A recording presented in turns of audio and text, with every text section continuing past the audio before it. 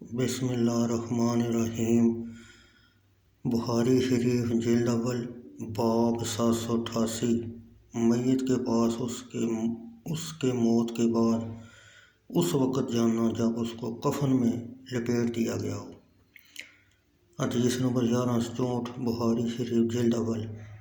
ابو سلمہ عبداللہ بن عبد الرحمن بن عوف نے کہا، ام المومنین حضرت عائشہ رضی اللہ تعالیٰ عنہ زوجہ نبی اکرم صلی اللہ علیہ وسلم نے اس کو بیان کرتے ہوئے کہا، حضرت ابو بکر صدیق رضی اللہ تعالیٰ عنہ مقام مسح میں اپنے گھر سے سوار ہو کر تشریف لائے اور سواری سے اتر کر مسجد میں تشریف لے گئے اور لوگوں سے کلام نہیں کیا یہاں تک کہ عائشہ رضی اللہ تعالیٰ عنہ کے پاس تشریف لائے اور نبی اکرم صلی اللہ علیہ وسلم کا قصد کیا۔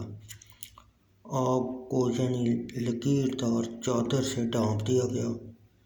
حضرت ابو بکر صدیق رضی اللہ تعالیٰ عنہ نے آپ کے چہرے پر نور سے پردہ ہٹایا، پھر منہ کے بال آپ صلی اللہ علیہ وسلم گرے اور منہ کے بال آپ صلی اللہ علیہ وسلم پر گرے اور آپ کے رخ انور کو دونوں آنکھوں کے درمیان بوسہ دیا۔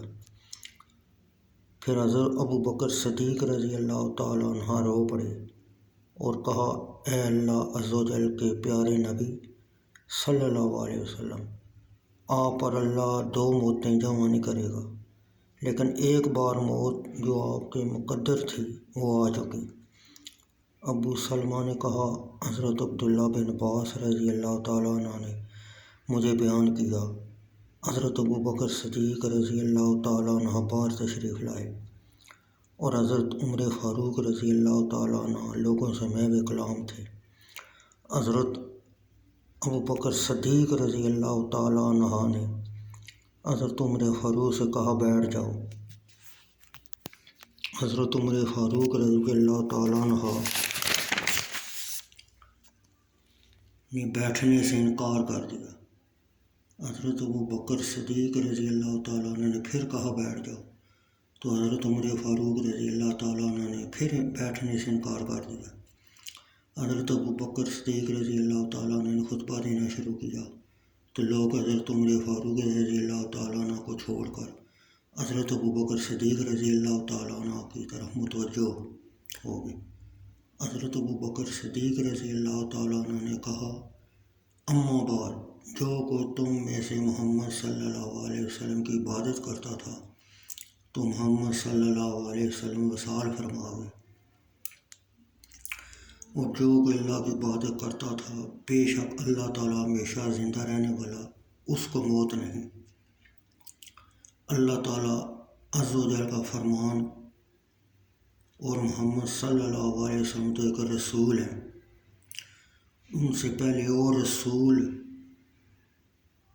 ہو چکے، تو کیا اگر وہ انتقال فرمائیں یا شہید ہوں تو تم الٹے پاؤں پھر جاؤ گے، اور جو الٹے پاؤں پھرے گا اللہ تعالیٰ کا کچھ نقصان نہ کرے گا، اور ان قریب اللہ شکر کرنے والوں کو صلہ دے گا۔